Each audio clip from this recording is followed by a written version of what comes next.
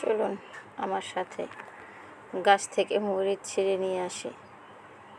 তো এরকম গাছ থেকে তাজা মরিচ ছিঁড়ে ভাত দিয়ে খেতে কার না ভালো লাগে। তো দেখুন এখানে বড়ই মরিচ কি সুন্দর, মাশাআল্লাহ। আবার এই লম্বা লম্বা মরিচগুলো আছে। তো 4টে মরিচ ছিললাম, দুপুরে ভাতের সাথে খাবো। তো মরিচগুলো অনেক ঝাল, মনে হচ্ছে এখনই কাঁচা চিবিয়ে খেয়ে ফেলি। পেরে নিয়ে আসলাম 4টি কাঁচা মরিচ, 2টো বড়ি মরিচ, 2টো লম্বা মরিচ। তো এগুলো ভাতের সাথে খাবো। আর দেখুন আমাদের গাছের আমগুলো সব পড়ে যাচ্ছে। তো ভাত খেতে বসে পড়েছি।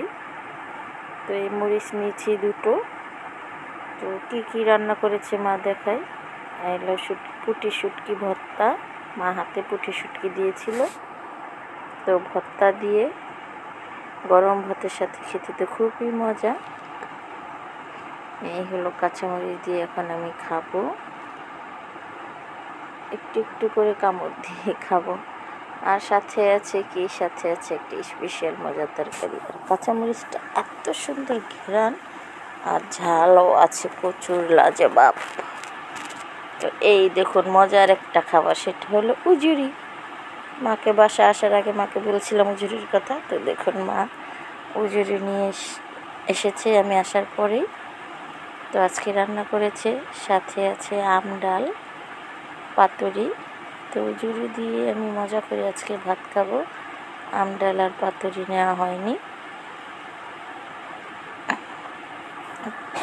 তো আজকে আমার ভিডিওটা আপনাদের কেমন লাগলো অবশ্যই আমাকে কমেন্ট বক্সে কমেন্ট করে জানাবেন। আর আমার চ্যানেলটিকে সাবস্ক্রাইব দিতে ভুলবেন না। ভিডিওটি দেখা মাত্র একটি লাইক দিতেও ভুলবেন না। তো আপনারা সকলে ভালো থাকুন, সুস্থ থাকুন, আর বাপের বাড়ি গিয়ে এরকমই এনজয় করুন আর মজার মজার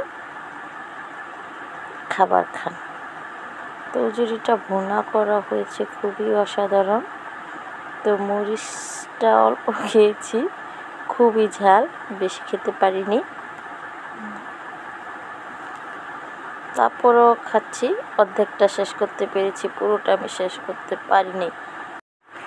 আজকের ভিডিও এ পর্যন্তই, এখান থেকে বিদায় নিচ্ছি। আল্লাহ হাফেজ।